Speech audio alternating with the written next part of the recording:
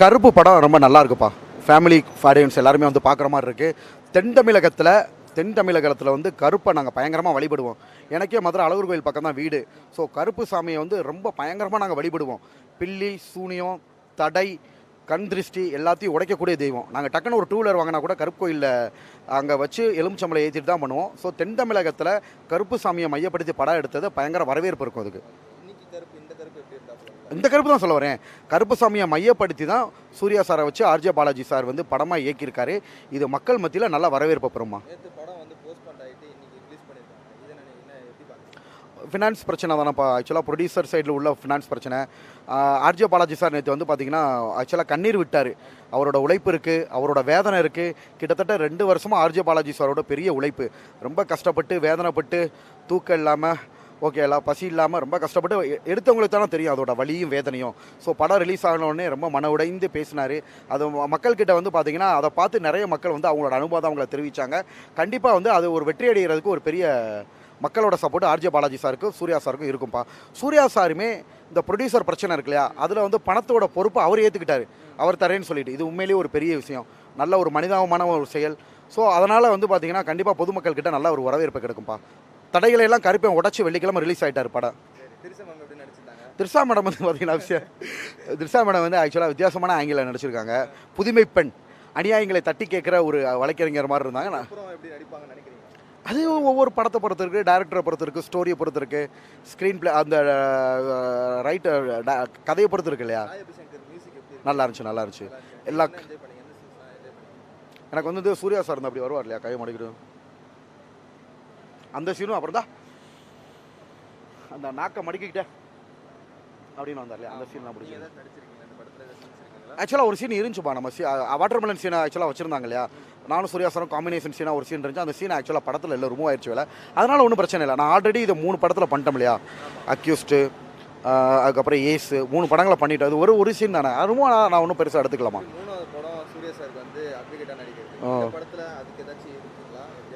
கதைக்கு ஏத்தாப்புல நடிச்சிருக்காரு, மற்றபடி சாரோட இது எதுவும் கிடையாது. கதைக்கு ஏத்தாப்புல டேரக்டரோட கதைக்கு தகுந்த மாதிரி நடிச்சு கொடுத்துருக்காரு.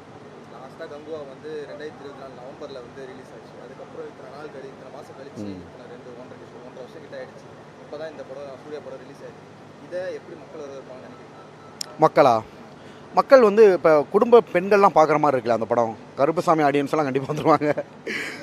ஸோ குழந்தைங்கள்லேருந்து பெரியவங்கலேருந்து யாருமே மிஸ் பண்ணாமல் பார்க்குற ஒரு படமாக இருக்குது. அதனால் கண்டிப்பாக மக்கள் ஆதரவு இருக்கும்ப்பா.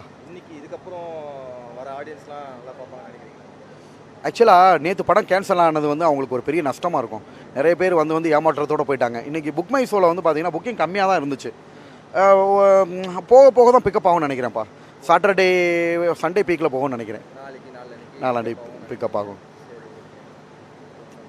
வேறு எதாவது கேட்குறேன்.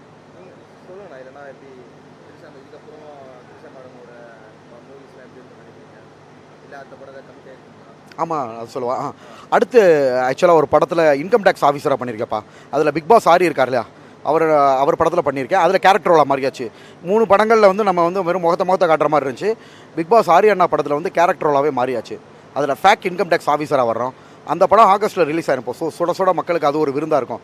நம்ம வாட்டர்மெலன் சீன் இந்த சின்ன ரீல்ஸாக பார்த்துட்டு மக்கள் அதே பிக் ஸ்க்ரீன்லேயும் பண்ணிக்கிட்டு இருக்கோம் இல்லையா. இனிமேல் நம்ம இன்கம் டேக்ஸ் ஆஃபீஸராக நேற்று தான் அது ஆக்சுவலாக டப்பிங் முடிஞ்சு, அந்த படத்தோட டப்பிங். அந்த படம் பிக் ஸ்க்ரீனில் வர்றப்போ பயங்கர வரவேற்பு பெறுமா. திரிஷா மேடம் ஹாயின்ட்டு போனாங்க.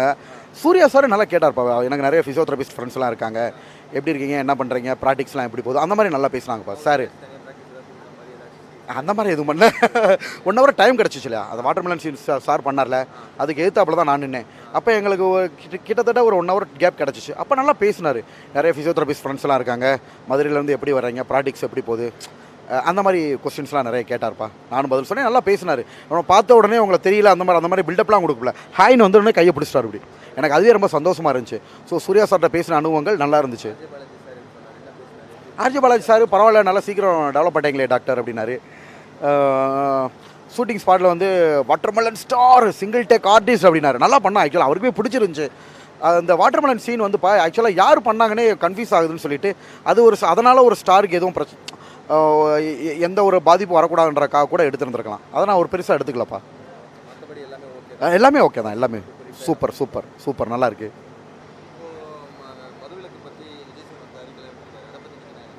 சூப்பர் ஆச்சுப்பா. நல்ல ஆக்சுவலாக வந்து பார்த்தீங்கன்னா ஒரு புரட்சியே நடந்திருக்கு 50 வருஷம் கழித்து. எம்ஜிஆர் சார் நடந்த பீரியடில் எம்ஜிஆர் சார் எப்படி ஜெயிச்சாரோ அதே மாதிரி இவர் அதிகப்படியான ஊக்குகள் யாருமே எதிர்பார்க்கல இல்லையா. ஸோ வந்த உடனே மதுவிலக்கு அமல்படுத்தியிருக்காரு. எந்த ஒரு பிரச்சனைக்கும் மூல காரணமே மது தான். ஓகேங்களா. மதுவை ஒழிச்சாலே அனைத்து வகையான குற்றச்செயல்களையுமே நிப்பாட்டிடலாம். ஸோ அனைத்து வகையான குற்றச்செயல்களையும் நிப்பாட்டுற மாதிரி நல்லா பண்ணியிருக்காரு விஜய் சார். வர்ற எதிர்மறையான விமர்சனங்களையும் ரொம்ப நாகரீகமாக அரசியல் நாகரீகத்தோட ஹேண்டில் பண்ணுறாரு.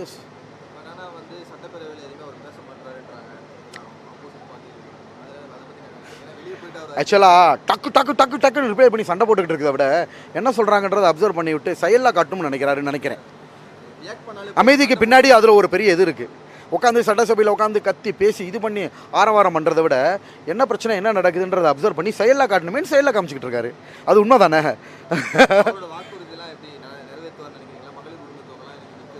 அவரோட வாக்குறுதி வந்த உடனே அந்த மின்சார தடை அந்த மின்சாரம் யூனிட் ஃப்ரீலாம் பண்ணியிருக்காரு. மதுக்கடையில் மூடியிருப்பார். அதே சமயத்தில் கஜானாவிலையும் நிறைய கடன் இருக்குன்றார் இல்லையா. அதை வச்சு இனிமேல் தான் அவர் பிளான் பண்ணுவார் கண்ணே என்ன பண்ண போடுவாங்க அப்படின்றது.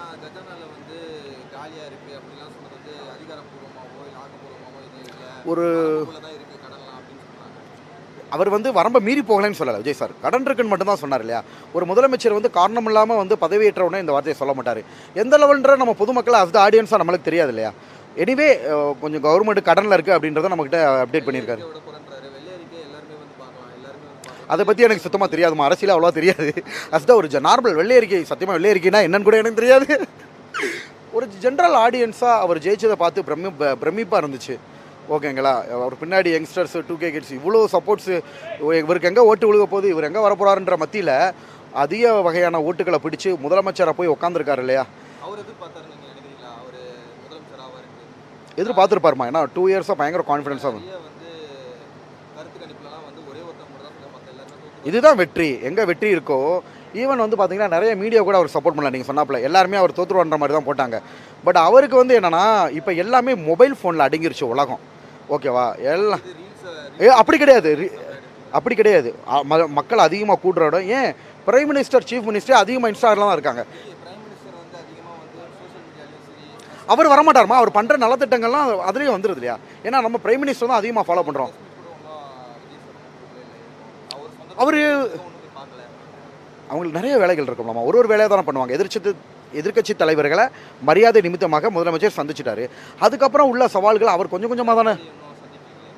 ஆக்சுவலாக அது சேலம் இல்லையா. இவங்க சென்னைன்றனால எல்லாரும் சென்னையில் பார்த்துட்டாரு. அவர் வந்து சேலம்ன்றனால இட்ஸ் நாட் பாசிபிளாமா. முதலமைச்சருக்கு டைம் இருக்கணும் இல்லையா. இங்கேருந்து சேலம் போய் பார்க்கணும். ஒருவேளை சென்னை ஹவுஸில் அவங்க அப்பாயின்மெண்ட் கிடைக்காம இருந்திருக்கலாம். இவர் போய் ஒருத்தவங்கள பார்க்க வராங்கன்னா அவங்க அப்பாயின்மெண்ட் கேட்டு தானே அவங்க போவாங்க வீட்டில் போய் சந்திக்கிறப்ப. ஸோ அப்பாயின்மெண்ட்டில் ஏதாவது பிரச்சனை அப்பாயின்மெண்ட் அவங்க இருந்தால் கொடுத்துருப்பாங்க. ஓகேங்களா. எதிர்க்கட்சி இவர் எடப்பாடி சார் இங்கே இருந்தால் கண்டிப்பாக அப்பாயின்மெண்ட் கொடுத்துருப்பாரு. சப்போஸ் அவர் அந்த டைமில் அவங்க வேறு எங்கேயாவது இருந்தால் அது தெரியலமா. அதான் எனக்கு அவ்வளோ தூரம் தெரியாது இல்லையா. அதெல்லாம் பொலிட்டீஷியன்ஸ்லாம் தெரியும். நான் விஜய் சார்கள் அவர்களோட சவால்களை எதிர்கொண்டு ஆக்சுவலாக ஃபோன் இப்போ நான் பிக் பாஸ் போனதே அப்படி தான்ப்பா. எல்லாம் நான் ஒரு உண்மையை சொல்லவா. பிக் பாஸ் விஜய் சாரும் எனக்கு ஒன்றிச்ச கருவு. இவரெல்லாம் பிக் பாஸ் போனால் 3 நாள் 2 நாள் இருக்க மாட்டான் அப்படின்னா. அப்படியே போனால் மொதல் வாரத்தில் ஓட்டில் வெளியில் வந்துருவானுங்க. மொதல் வாரத்தில் நீங்களே பார்த்தீங்க லட்சக்கணக்கான ஓட்டு பிக் பாஸில் ஃபஸ்ட்டு எனக்கு தான் விழுந்துச்சு. ஓட்டை பார்த்து மறந்து போனாங்க. உள்ள சீரியல் ஆக்டர்ஸ் இருக்காங்க அவங்களுக்கு ஏன் அளவு ஓட்டெலாம் விழுகலப்பா. அவங்களே ஆடி போனாங்க. நான் பிக் பாஸில் ஃபஸ்ட்டு வாரம் விஜய் சேதுபதி சார் வந்த உடனே டக்குன்னு நான் எந்திரிச்சு பிக் பாஸ் எபிசோட ஜியோ ஹாட்ஸ்டாரில் பாருங்கள் எனக்கு தான் கைதட்டல் அதிகமாக கிடச்சிச்சு. இதுக்கு காரணம் நான் ஒரு வருஷத்தில் வெறும் சோசியல் மீடியாவிலேருந்து வந்தவங்க தான். சீரியல் ஆக்டர்ஸ் அவங்களாம் அந்த இடத்துல கம்மியாக்கப்பட்டாங்க. ஏன் பெரிய டேரக்டரே மொதல் வாரமே வெளியில் போனார். அதே மாதிரி தான் விஜய் சார் 50 வருஷம் அரசியல் கட்சி நடத்தினவங்களையும் உடச்சி காரணம் மக்கள் சப்போர்ட்டு. ஓகேங்களா. யங்ஸ்டர்ஸோட சப்போர்ட் இருந்தால் யார் எந்த லெவலுக்குனாலும் போகலாம். அந்த ஒரு ஆர்வத்தில் விஜய் சாரை ஃபாலோ பண்ணேன்.